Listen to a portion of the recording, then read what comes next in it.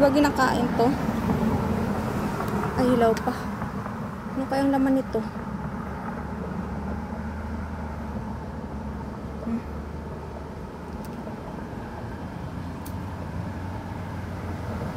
Tibig. Dami niyang bunga. Kinakain to eh. Alam ko. Ayan oh, dami niyang bunga. Mga hinog. Yung dilaw, hinog na. May kulay red din nito eh. Yung nandoon sa likod bahay namin, kulay red. Yun yung kinakain ng unggoy, pinupuntahan. Yun oh. Alam nyo guys, sabihin ko sa inyo, tingnan nyo yan oh, yung puno. Diba? Ayan oh, may serial number siya. May nakalagay na ano, internal use only. May code siya kasi ibig sabihin naka ano yan.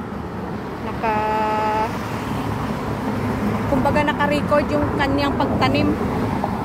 Ganyan ang mga puno dito sa Hong Kong, pinapahalagahan nila.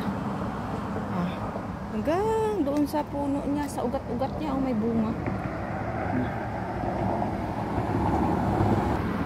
Pumitas ako ng isa. Tingnan nga natin kung anong lasa nito. Hindi man siguro ako malaso nito.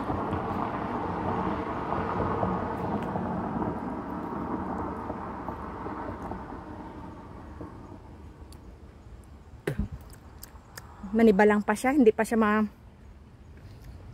pero manamis-namis na ma-juicy, matubig siya. Sarap. Oh, ayan pa guys, oh, ayan yung gusto niyo maniwala sa sinasabi ko ng mga puno dito, mayroong QR code, ayan oh. Ayan, isa pa uli oh. Yan. Hindi malinaw yung camera natin. Nandito nila pinapahalagaan ang mga puno.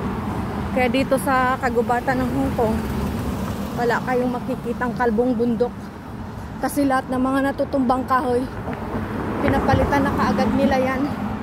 Tsaka tingnan nyo ha. May marong mga daanan yan. Ano ba? Bakit ang labo ng kamera ko? Ayun. Mayroong mga dinadaanan yan dyan para i-check yung kaloob-looban ng mga bundok na yan. Maganda ang kanilang mga dito. Kikita mo talagang well-developed na country kasi. Ultimo kalsada dito, bira ka makikita na hindi simintado. Kahit sa suktok-tok ng bundok,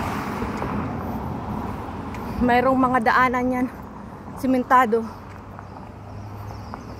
Minsan dyan, ang dami yan dyan unggoy. Yan, kung nanganginain ng ipil-ipil.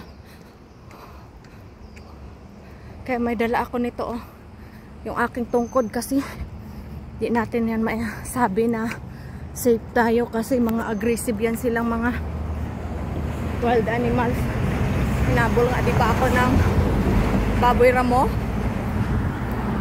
Ayun pa kaya yung unggoy na yan eh. Lumulundag yan. Tumatalon eh. Madali ka lang yan mahabol.